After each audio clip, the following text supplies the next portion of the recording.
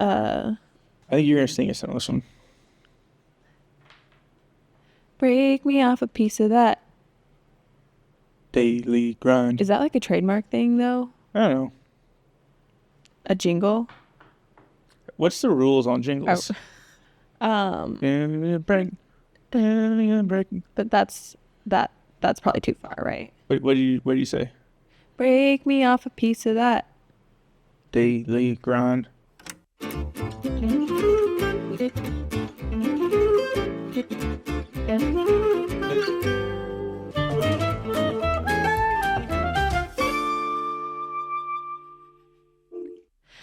Welcome back to the Daily Grind. I'm Anna.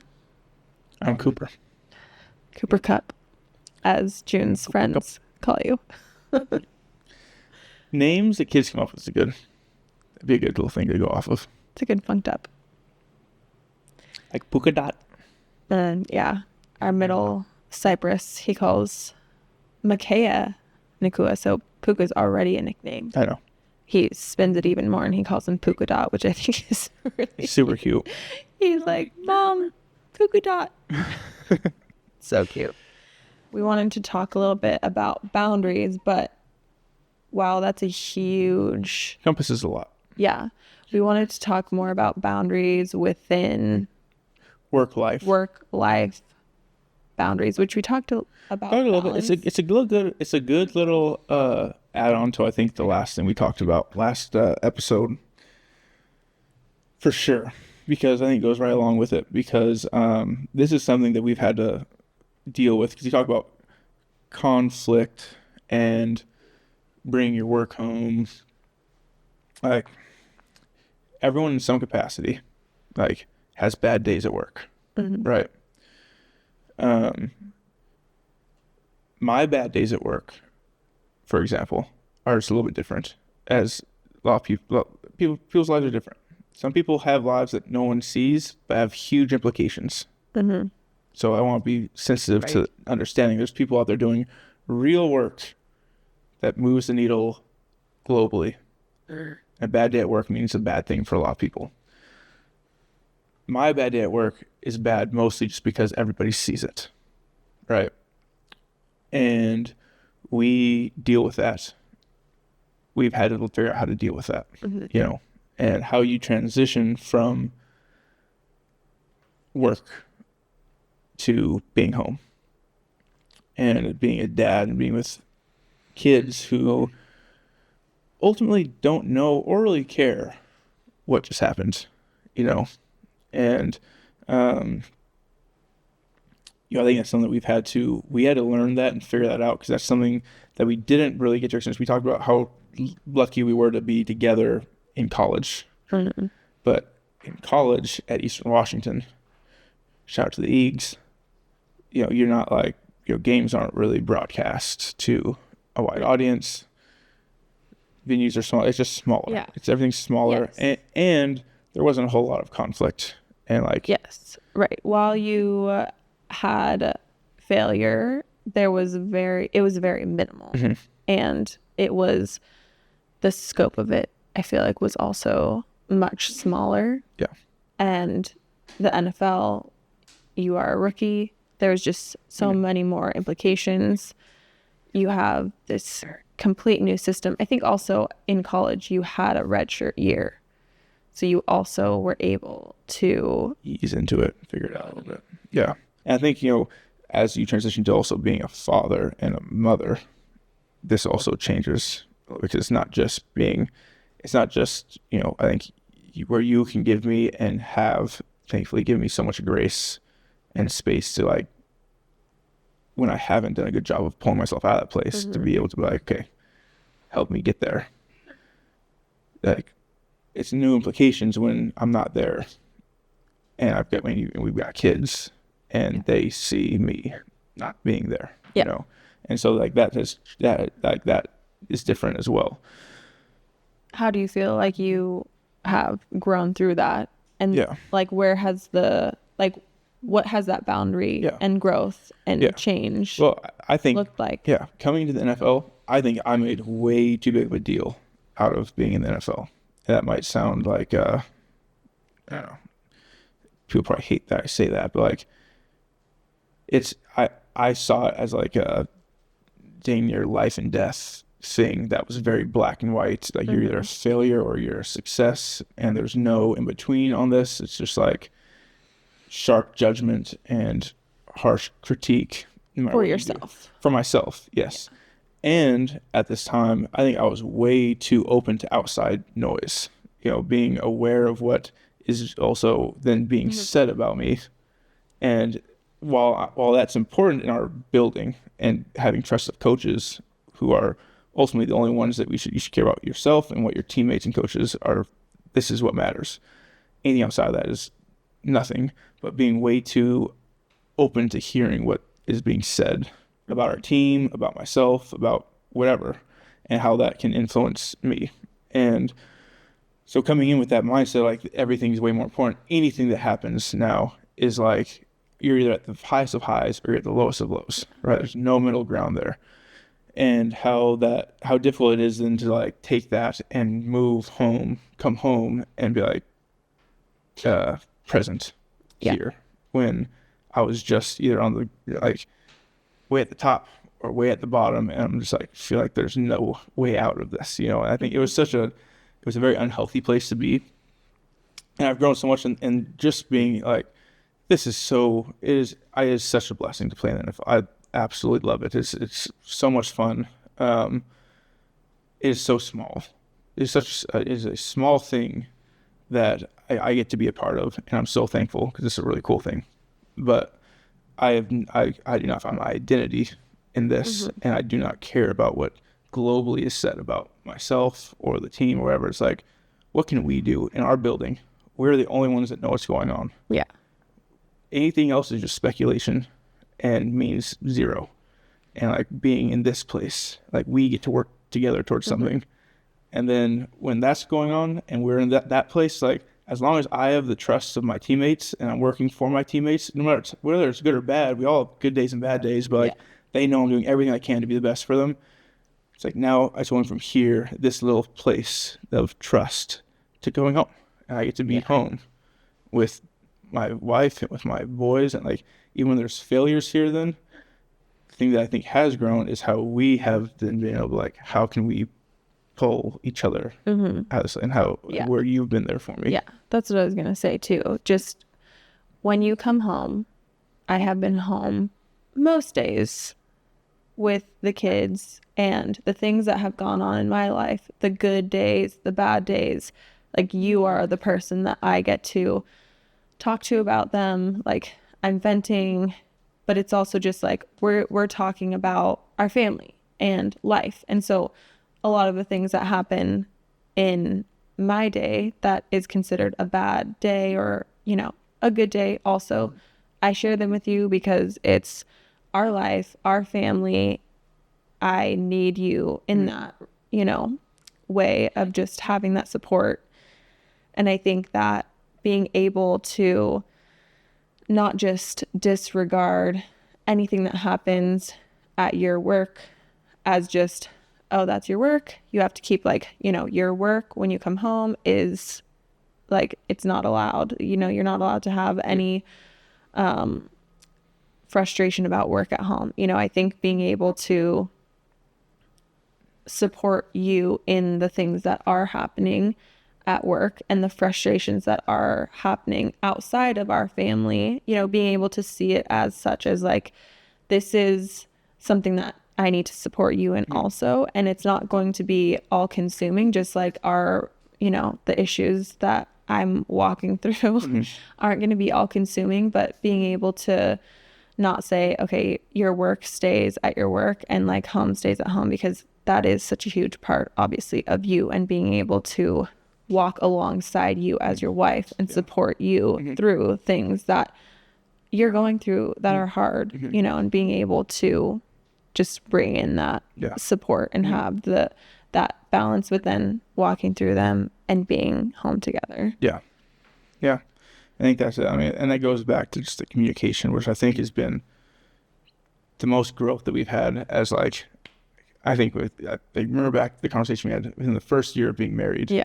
Of like, okay, if this like for us to be able to thrive as a Yeah. couple, we've got to figure out the communication, like how we can communicate better with each other. Very real, like, I was like a late night walking through Yeah. Cheney, Washington, right? And it was a very real conversation. Oh, it was of, like, terrifying. yes. No, it is. It was. I think that everybody who's married or close to marriage has had those like, whoa moments of like, not like, what did we do? But like, okay, we're going to make this work, but I don't see how I don't know how it's going to happen. If there's not change, like Yeah, if there's not like totally. serious and intentional change, how can we make You have this? ice in your mouth? I ate ice on accident. It was a very bad time for like ice to get in my mouth. I didn't want to crunch it onto the mic. Yes, so I did have ice in my mouth. Talking like Matthew a little bit.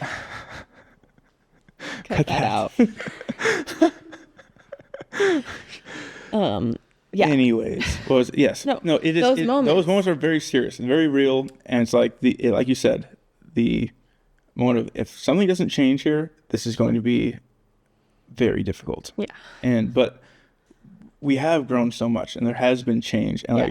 and sacrificial change on both Totally. sides. Like figure out how we Yeah. can connect with each other and make sure that we are communicating with each other. Yeah, the communication piece was huge Yes. because obviously you come from different families, you have different communication styles within the family, you have different ways that, you do communicate about certain things, you don't about other things, you sweep things under the rug, you have conflict. Some families argue, neither of ours, which is probably what put us at the biggest disadvantage was we never saw anyone have true conflict and get through it, Yeah. so then we're like, oh wait, we have something's not right, but like we don't know how to walk through it and being able and then you have two different complete Yeah. communication styles. Yes. You are just internal and a stewer, and I'm like need to get things out. Yeah, but being able to be in that place where that is very real and just be like, this is where we are. Yeah. And it is, like you said, terrifying is the word for what that was. It was terrifying.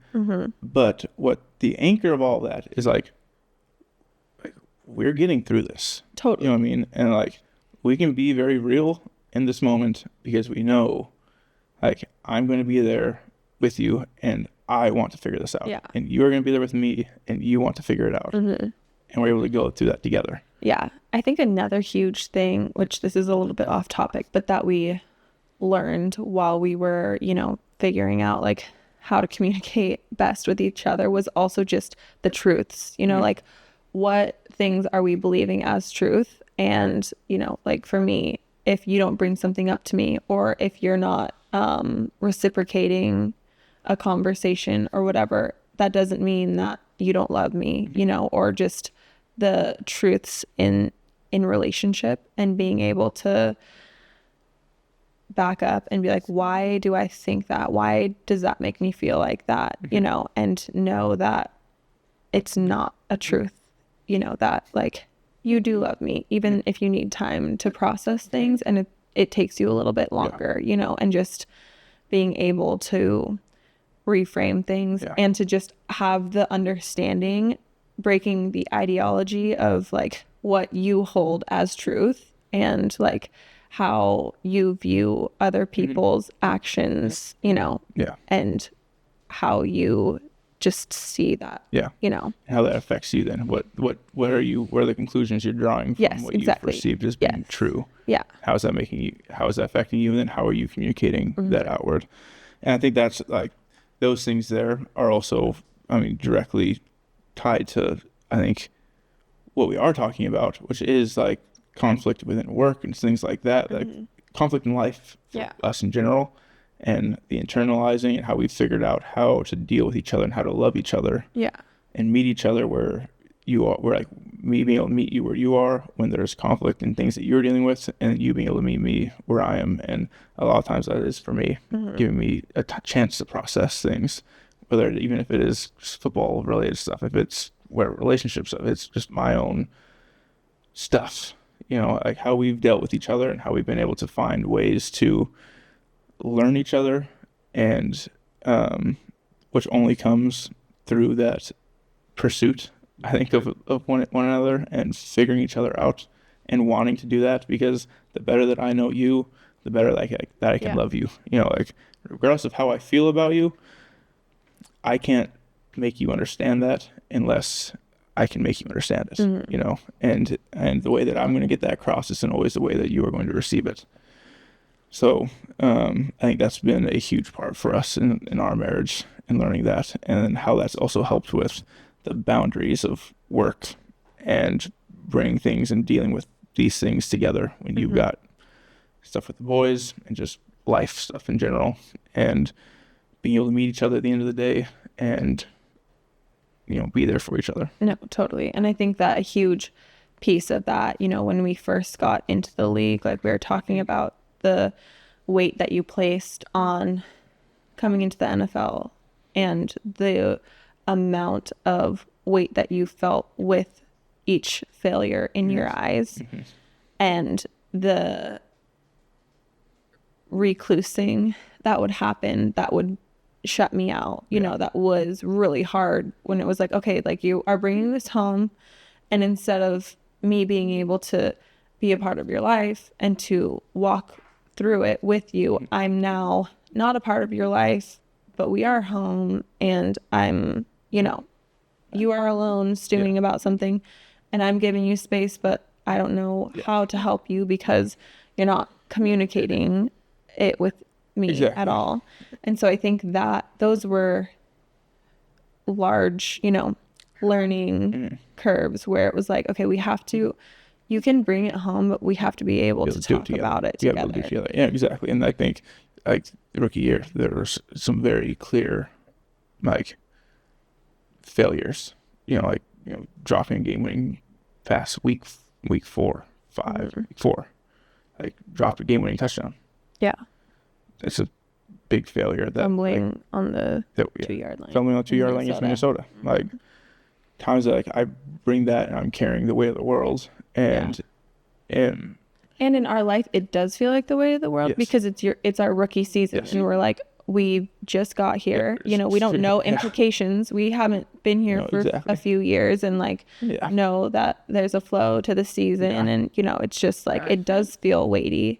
But then being, isn't that crazy, looking at that and how we dealt with that, and then look back on, say, last year, and how many, like, failures and, like, really hard things there were to deal with last year, when you just basically hurt the entire year and dealing with something every single week. There's something that's going on, and like the juxtaposition of, great word, of those two things, of like how we dealt with that versus how we dealt with it back in 2017. It's like, man, it's just how cool is it to be like, totally growth through that. And there was growth in both seasons, but I would say that last season, 2023 season, was so much more difficult in the amount of things that you were walking through, and it was so much more enjoyable for us to walk through it. It was still really, really hard, and there were such hard things, but because we did it together, we were able to find joy and luster in walking through it. When in your rookie season, when you did go through failure, it was just like we were on separate islands, and there was just no life being lived together when things were difficult. And it's just really cool to be able to look at them together. I mean, and every season has hard things, but just there's a very stark difference in those two. And just being able to see, like, wow, I'm like so glad that we have grown through that, but also just have different boundaries around like how we deal with, things that are outside of our marriage. Because that's really what it comes down to. You don't want things outside of your marriage and your family to be able to creep in and cause wedges exactly within that, and take away from what is the main thing. Yes. That's the priorities. Yeah. Mhm. I'm proud of us. Me too. We've done good. Mm-hmm. Not there yet. No, we haven't arrived. We haven't arrived. Hard things. Funked up. So this next little segment, we like to end with something good, something fun, maybe serious. This is maybe more fun. It's gonna be good. So this is what we're thinking. We've got If you kids. guys didn't know, we are parents. We are parents. We do Just to remind you. keep having kids. We don't know exactly why that keeps happening. Just keep showing up. The stork. Keep bringing. Can you tell the children. stork? I don't No, know. I love our kids. Yeah, I also I like want the them. stork. What? I also like the stork. Look, if we have a kid again, at least we're doing something we love. Each other. Anyways, that moved PG-13 real fast. Okay, so here we go. On this. Here we go. Yeah. Anyways, I love my wife.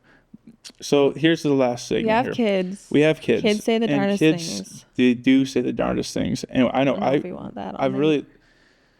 We have kids. Kids say, by golly, they say some stuff, you know, and I love keeping a track of the things that our kids say that have made us giggle stop in our tracks. incessantly. Yes, and made us quickly look at each other like, wait, what was that? And or like, wait, say that again. Did I hear that right? And so we're gonna call this one as an ode to our oldest. We're gonna call this segment "Funked Up." And we're gonna need the help from our audience. Yep. So I just love to hear some of the things that your kids say that make you guys laugh, make you giggle, bring joy to your life, or the things that made you do a double take. Like, whoa, what was that? So like, Where did that come from? yes, where did that come from exactly? Which we say a lot, actually, but as a couple examples. So like I said, an ode to our oldest. So anytime our oldest has anything, you know, his shirt's wonked on his back, it's not fitting right, or like the blankets are all messed up, you know, he's like, man, those blankets are funked up. My shirt's all funked up right now. Which that for sure came from you, because Cooper has to have every, like, his tag, he's very Sensory. particular about, exactly. Everything has to be fitting you right. It has to lay right. Your sock has to be on properly. Like, Perfect scrunch. perfectly scrunched. Another thing we should talk about is the perfect scrunch for a sock. People stop wearing your socks pulled all the way up. I don't think that People do it. people are doing that. They do it. I've seen way too many people do it. Are you Also, we LARPing need or to address something? black socks. Stop wearing black socks. Ben's chronic. Okay. Okay. It's a whole other episode to address Benny Sco. Okay, so give him another example of a funked up. Okay. The other day, which this has happened multiple times, June calls taste buds taste bugs. And every time he does it, I giggle. And I'm just wondering when the day is going to come where someone's going to say taste bud and he's going to correct them and be like, don't you mean taste bug? Mm-hmm. And they're going to be like, no, it's taste bud. And he's going to be like fighting to his death. Yeah. But I'm like, is that our fault? Like, No, when we you let that do ride. correct? You or- don't correct. You let that ride. You can't. No, you. It's too cute. Yeah. As parents, there's some things that you have to keep for yourself. And I will keep that joy for us. So there you go. Send yours in. I'd love to hear it. I like to laugh. We like to giggle. Send some good ones in. If it's not good, don't send it in. But you're going to think it's good as a parent. Send it all in. Yeah, I know. You send it all in. Yeah. We will critique you harshly, though, if it's not good. Thanks for tuning into the Daily Grind. The Daily Grind.